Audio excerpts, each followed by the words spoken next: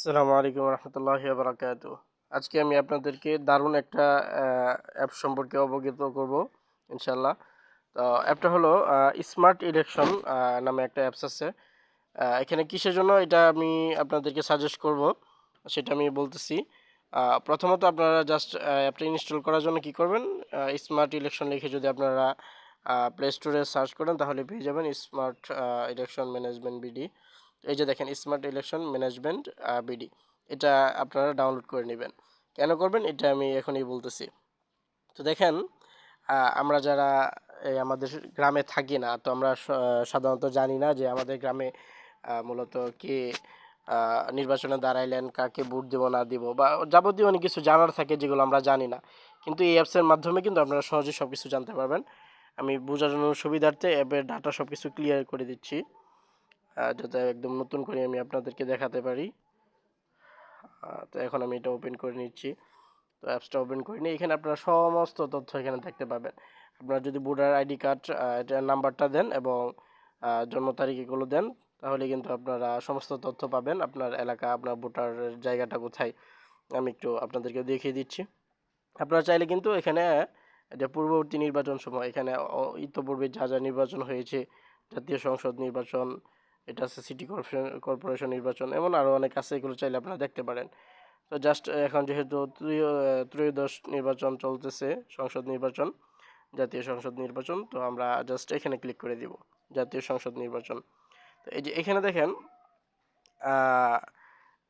সব কিছু ঢাকা যে বিভাগ আছে, ঢাকা বিভাগের মধ্যে যারা এই প্রায় যতগুলো কেন্দ্র রয়েছে, আসন রয়েছে, এই সমস্ত আসনগুলো এখানে দেখা যাবে।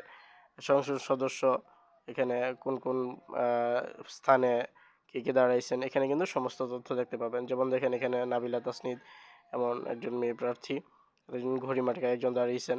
তো তার সমস্ত বায়োডাটাই যে এখানে দেখেন হলফনামা, যে অনেক কিছু দেখেন না, যে কার আয় কত, কার ব্যয় কত, এগুলো যে দেওয়া থাকে, সমস্ত তথ্য কিন্তু যেখানে স্ক্যান কপি দেওয়া আছে। এখানে সব কিছু কিন্তু আপনারা পড়ে নিতে পারেন। সবচেয়ে সহজ হলো যে আপনি যে স্থানে আছেন সেই স্থানটা বের করার জন্য যা করবেন, এটা দেখেন আপনি এই নির্বাচনের ভোটার কিনা তা যাচাই করুন। তো যে বিস্তারিত যদি আপনি ক্লিক করেন, তো এখানে আপনাকে এনআইডি নাম্বার এবং জন্ম তারিখ দিতে বলবে। তো আমি এনআইডি নাম্বার এবং জন্ম তারিখ দিয়ে যাচাই ক্লিক করব। সিকিউরিটির কারণে আমি এটা আপাতত ভিডিওটা পজ করে দিচ্ছি। তো এই যে দেখেন আমি যখন যাচাই ক্লিক করছি আমার ভোটার আইডি কার্ড এবং আইডি নাম্বার এবং জন্ম তারিখ দিয়ে, তখন কিন্তু এই যে আমার ইনফরমেশনগুলো এখানে দেখাচ্ছে। তো যখন আপনারা এইভাবে করবেন, আপনাদের এখানে সমস্ত কিছু কিন্তু দেখাবে। এই যে এখানে আমি দেখতে পাচ্ছি যে আমার ভোটার নং কি, আমার ভোটার ক্রমিক নাম্বার কত এবং আমার কেন্দ্র কোথায়, যে এই কেন্দ্রে আমাকে ভোট দিতে যেতে হবে। এই যে কেন্দ্রে কিন্তু একটা ছবি ওখানে অ্যাড করে দেওয়া হয়েছে, এটা হলো আমার কেন্দ্র, এখানে ভোট দিয়ে দিতে হবে। তো আমার আসন হলো যে নির্বাচনের যেটা হলো কিশোরগঞ্জ 3। এবং এখানে কে কে দাঁড়াইছেন, এই যে দেখেন এখানে যারা যারা দাঁড়িয়েছেন সবার কিন্তু এখানে তথ্য দেওয়া আছে। যারা দাঁড়িপাল্লায় জিহাদ খান, দানের শীষে আছেন এবং কবুতর এবং অনেক মার্কা, হাত পাখা মার্কা আছে। তো এখানে কিন্তু আমি আগে দেখাইলাম যে হলফনামার মধ্যে যদি ক্লিক করেন তাহলে কিন্তু সমস্ত তথ্যগুলো আপনি এখানে পড়তে পারবেন।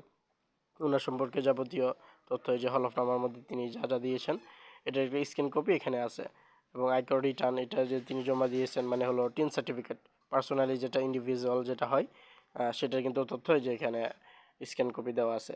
এবং নির্বাচনী ব্যয় সংক্রান্ত যে সমস্ত তথ্যগুলো ফর্ম পূরণ করতে হয়, সব কিছু তথ্য কিন্তু এই যে এখানে দেওয়া আছে। তো এখানে এইভাবে কিন্তু আপনি সহজেই বুঝতে পারবেন যে আপনার যে আসন, আপনার যে স্থান, এই স্থানে কে কে নির্বাচনে দাঁড়িয়েছেন। বিশেষ করে আমি নিজের ক্ষেত্রে এটা ঝামেলা ছিল যে আমার এখানে কে কে দাঁড়াইছে এটা তো আমি নিজেও জানি না, যেহেতু আমি ঢাকা থাকি। তো এটা কিন্তু আমার জন্য অনেক হেল্পফুল হয়েছে এই অ্যাপসটা।